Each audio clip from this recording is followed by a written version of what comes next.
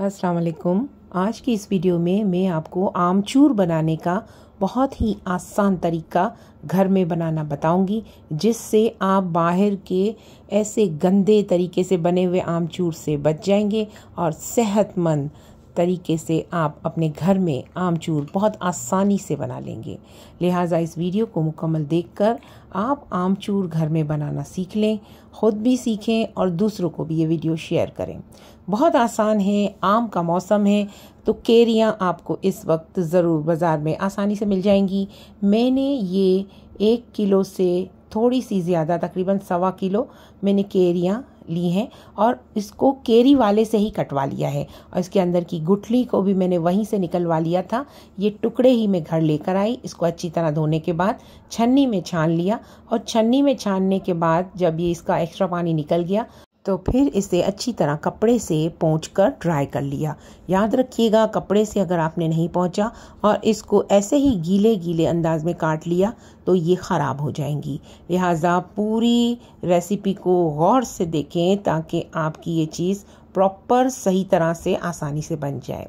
जब ये कपड़े से आसानी से इसको साफ़ कर लिया गया, फिर इसको खुला खुला करके रख कर किसी बर्तन में आपने इसको कटिंग बोर्ड पर बारीक बारीक काट लेना है। ये देखें, एक तरफ सूखी हुई ड्राई केरियों की बारीक लाइनें हैं और इसके बाद हमने इसे थोड़ा बारीक बारीक काट लिया है। बारीक काटना इसलिए ज़रूरी है क्योंकि ये बहुत पत्थर की तरह सूख जाएंगी। अगर बड़ी बड़ी होंगी तो ग्राइंडर में ये आसानी से ग्राइंड नहीं होंगी। ये देखें, मैंने अपने एक साफ़ सुथरे कपड़े में छाँव में, यानी अपने ड्राइंग रूम की एक सोफ़े और टेबल पर मैंने इस कटी हुई केरियों को सुखा दिया है। एक तरफ ये कच्चा पपीता है जो आपको येलोश नज़र आ रहा है। ये कच्चा पपीता भी मैं ड्राई करती हूँ जो कचरी पाउडर बन जाता है, और इसके साथ साथ मैंने मिर्चें भी सुखाई हुई हैं। और ये आपको नज़र आ रही हैं केरियाँ जो हल्की हल्की सी एक साइड से ब्लैक हो गई हैं। ब्लैक होने की वजह इसके अंदर आयरन की मौजूदगी है। तो जिस तरह से एप्पल जो है वो काटने के बाद ब्लैक हो जाते हैं, इसी तरह से केरियों में भी ब्लैकिश आ जाती है। आपको परेशान होने की बिल्कुल ज़रूरत नहीं। जब 4 से 5 दिन आपने इसे ड्राई करना है, इसके बाद आपने इसे तवे पर हल्का सा सेक लेना है। इसकी वजह यह है कि तवे पर जब ये सिक जाएगी तो एक्स्ट्रा मॉइस्चर जो थोड़ा बहुत बचा होगा वो ड्राई हो जाएगा और जो है वो आसानी से पिस जाएगी, क्योंकि जब तक ये हार्ड नहीं होंगी तब तक इसका आमचूर पाउडर बिल्कुल सही तरह से नहीं होगा। इसलिए आपको इसका हर मॉइस्चर को सुखाना ज़रूरी है।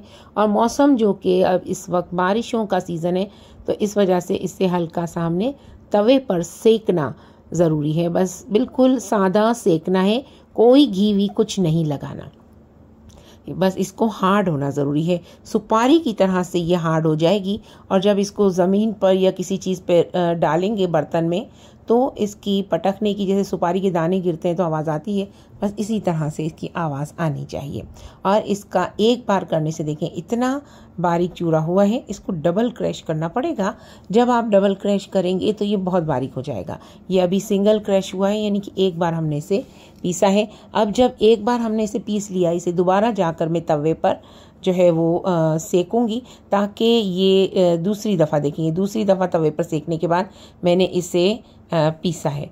तो ये कितना बारीक और महीन पाउडर जो है वो आपके सामने इस वक्त आपको नज़र आ रहा है। मैंने ये पैकेट बना के रख लिए।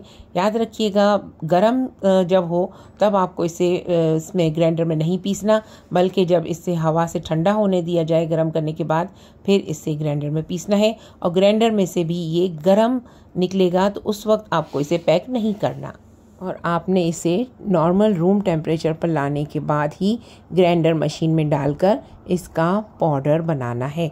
जब पाउडर बन जाए आपने इसे थोड़ी देर बर्तन में रखना है और फिर जब ये बिल्कुल नॉर्मल टेम्परेचर पर आ जाए इसे आप किसी भी पाउच में, किसी भी बॉटल में डालकर इस पर याद दहानी के लिए इसका नाम लिख लें, आमचूर। चूँकि ये खटाई होती है और इसको जो है वो किसी भी चीज़ को खट्टा करने में इस्तेमाल किया जाता है। एक बात याद रखिएगा, आमचूर जो है वो आम से ही बनता है, यानी खट्टी केरियों से बना हुआ पाउडर आमचूर कहलाता है। बाहर से गंदे लिए हुए पाउडर को बिल्कुल यूज़ ना करें। एक बार मेरे साथ ये तजर्बा हो चुका है। मैंने बाहर से जब आमचूर लिया तो इसमें मरी हुई मक्खियाँ और इस कीड़े मकोड़ों के टांगे जो हैं वो मैंने खुद ने निकाल कर आपको इस इस वक्त दिखा भी रही हूँ कि ये वही बाज़ार से लिया हुआ आमचूर पाउडर है जो कि इतना गंदा और गलीज़ था कि इसमें मक्खियों के सर, टांगे और मक्खियों के जिस्म निकले हैं। तो ये बहुत ही अनहाइजीनिक होता है और इसको इस्तेमाल करके आप अपनी सेहत ख़राब कर सकते हैं। लिहाजा मेरे बताए हुए तरीके से आमचूर पाउडर घर में बनाएं और रमज़ान के लिए बहुत ये ज़रूरी है कि आप अपने घर में बनाया हुआ इस्तेमाल करें, क्योंकि ये साल भर आप इसे फ्रिज में रखकर महफूज कर सकते हैं। आपको ये वीडियो कैसी लगी मुझे कमेंट करके ज़रूर बताइएगा। मुझे दुआ में याद रखिएगा। वीडियो अगर अच्छी लगी हो तो लाइक शेयर ज़रूर कीजिएगा। अल्लाह निगहबान।